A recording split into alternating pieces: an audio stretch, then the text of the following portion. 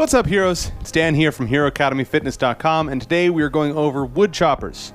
Wood choppers are a fantastic core exercise, and I love them because they really are truly a core exercise in the sense that if you do them properly, they're going to work out everything kind of in this area. All right, they're not just an ab exercise. A lot of so-called core exercises out there are just abdominal exercises. They just work the six-pack, but you got a whole lot more muscles in here. Wood choppers primarily work your obliques, but they also work your overall abdominal core because they are bracing motion, and I'm going to explain this in a second. So wood choppers can be done with either a cable machine or they can be done with a resistance band. Most people don't have a cable machine available in their home gym. If you're going to a professional gym, you definitely do have a cable machine available, okay? But resistance bands are dirt cheap. You can buy them online, all right?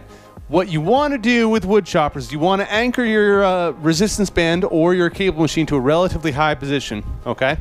And now here I'm going to show you what people do wrong first, okay? What people do wrong with wood choppers is they go here and they go and they fold like that, all right? That is not what I consider a wood chopper. It's also not even the primary design for your obliques, if you will, okay? Your obliques are primarily stabilizer muscles, not rotational muscles. Are they used in rotational movements? Yes. But primarily speaking, they're used by your body to stabilize you while other parts of your body are doing rotational motions, okay? And I will demonstrate that with this. So what you want to do, I'm going to move this over a little bit, is you want to start relatively high, okay? Shoulder height rather. And I'm going to hold on to my band or my handle for my cable crossover machine like this. And I'm going to grab with my other hand and I'm going to pull across. Now what I'm not going to do is I'm not going to rotate my body into this. Instead, what I want to do is I want to brace my midsection as much as possible. And I want to keep my rotation to my arms, okay? I want to focus on the arms coming down and then control back again, all right? Down and then control back again. Notice that my chest is as still as possible. My hips are as still as possible. My chest will rotate with this, obviously, because the other hand has to come across. But I want to do is I want all the rotation as much as possible to just be in my shoulders going back and forth. And you want to focus on bracing with your abs in here as you're doing it. This is a great time to work your breathing and bracing technique without being under a whole lot of weight like you would be with a back squat or something like that.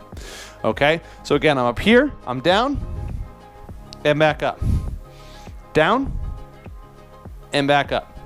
And that's it. You just want to brace nice and hard and have a nice controlled motion all the way through. Now resistance bands, the hardest part is going to be down here, right? Resistance bands stretch tighter as you go, so you really have to make sure that you brace and control and have a nice controlled release. It's both a benefit and a detriment to resistance bands.